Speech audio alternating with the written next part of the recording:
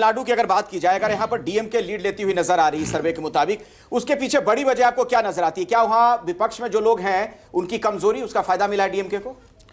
मुझे लगता है डीएमके को ज़्यादा बड़ा फायदा भारतीय जनता पार्टी के जो विनोद जी जिस बात का जिक्र कर रहे हैं, मैं उससे बहुत सहमत हूँ और उसको समझता हूँ कि डीएमके के खिलाफ, स्टालिन साहब के खिलाफ एंटी इनकम्बेंसी थी, लेकिन उस एंटी इनकम्बेंसी को न्यूट्रलाइज कर दिया भारतीय जनता पार्टी के डीलिमिटेशन वाले बिल ने।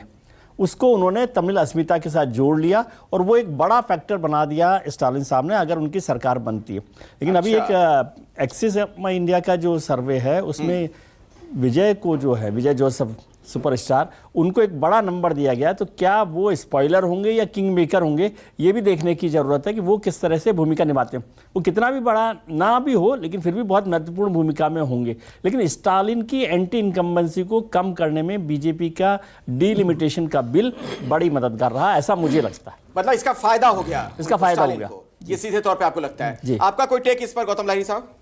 नहीं, बात मोटे तौर पे जो कहा गया सही है, लेकिन दूसरी बात ये कहूँगा, केरल में मुझे लग रहा है बाकी जगह पे कांग्रेस जो अपना घर नहीं संभाल पाया, केरल के चुनाव के पहले शशि थरूर के साथ उन्होंने एक पैचअप कर लिया था। शायद शशि थरूर इसके बाद आप देखिए दिल्ली में बीजेपी के खिलाफ बोलना शुरू किया, पार्लियामेंट में भी बोलना शुरू किया। लगता था कि शायद शशि थरूर भी एक कैंडिडेट हो सकता है चीफ मिनिस्टर का।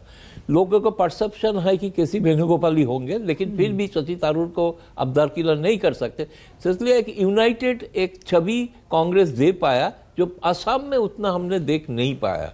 ये कारण वहाँ सतीशन भी और रमेश चन्नीथला, उसके चुनाव का ठीक पहले बड़े लीडर सतीशन भी बहुत इंपॉर्टेंट रोल प्ले किया। चन्नीथला ने भी, रमेश चन्नीथला भी है, वो भी है, बड़े लीडर है। कांग्रेस का वही एक दिक्कत है, बाद में तो कौन किसी मुख्यमंत्री होंगे इसीलिए चुनाव में यूनाइटेड फेस दिखाया उन्होंने। लेकिन ये चीज असम में क्यों नजर नहीं आती है गौतम लाहिड़ी साहब? वहां पर अगर बीजेपी हैट्रिक लगाने जा रही है तो एक बड़ी बात है ना, वहां पे कांग्रेस वहां पर क्यों अपनी कमजोरी से नहीं होते हैं तो बड़ी बात है। लेकिन ये मानना पड़ेगा आपको कि असम में भी ऐसा नहीं हुआ, फिर भी वोटिंग परसेंटेज रिकॉर्ड हुआ है, 7% बढ़ा है।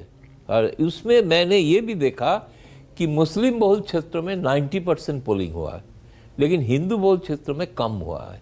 एवरेज हो गया बहुत ज़्यादा, लेकिन अगर दोनों क्षेत्र को देखेंगे, इसके बाद कांग्रेस कोई मुस्लिम पार्टी के साथ अलायंस नहीं किया। पिछले लोकसभा में चुनाव में भी अलग लड़ के कांग्रेस मुस्लिम बहुल क्षेत्र से जीता था। हार गए थे चुनाव 10 लाख वोट से, 10 लाख वोट से हार गया था। रिकॉर्ड मार्जिन से जीता, वो कांग्रेस का उम्मीद बनी, हाईएस्ट जो था। इसलिए कांग्रेस का इसके बाद जो बाकी जो देखा कि चुनाव में सीरियसली क्यों नहीं ले रहे थे, मुझे पता नहीं। एक परसेप्शन है कि कांग्रेस सीरियस नहीं है आसाम लेके, जितना सीरियस केरल लेके है। प्रियंका गांधी को आपका स्क्रीनिंग कमेटी का चेयरमैन बनाया गया, सारे कैंडिडेट वो कर रहे थे। लोग का कहा जाता कि हेमंत बिस्वा शर्मा पहले कांग्रेस का अंदर ही अपना कैंडिडेट दे देते हैं, वो ना कर पाए, इसलिए गांधी फैमिली उसको देख रहे थे डायरेक्टली।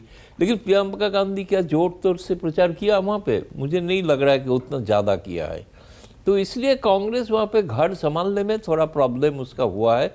पता नहीं, मैं 100% मैं एग्जिट पोल का ट्रेंड से सहमत हूँ। मतलब वहां अगर कांग्रेस हारती हुई आपको नजर आ रही है तो उसके पीछे कांग्रेस ही जिम्मेदार है, कांग्रेस की आंतरिक कमजोरी इसके पीछे? कांग्रेस का दुश्मन कांग्रेस है असम। मैं इसको थोड़ा सा एक लाइन कह दूं, हो सकता है ये एग्जैजरेशन लगे, लेकिन अगले 2-3 साल में या कुछ साल में हेमंता बिस्वा शर्मा कांग्रेस के लिए असम में ममता बनर्जी साबित होंगे। हो सकते हैं बशर्ते बीजेपी उनको बनने दे। नहीं, वो अलग इशू है। लेकिन यदि हेमंता बिस्वा शर्मा यदि रहे ताकतवर तो वो कांग्रेस के लिए ममता बनर्जी साबित होंगे। मतलब कांग्रेस को ढूंढना आपको वहां पर मुश्किल होगा। चलिए ठीक है, ये इस चर्चा को आगे हम बढ़ाएंगे और तमाम मेहमानों के साथ हमारी बातचीत भी होगी।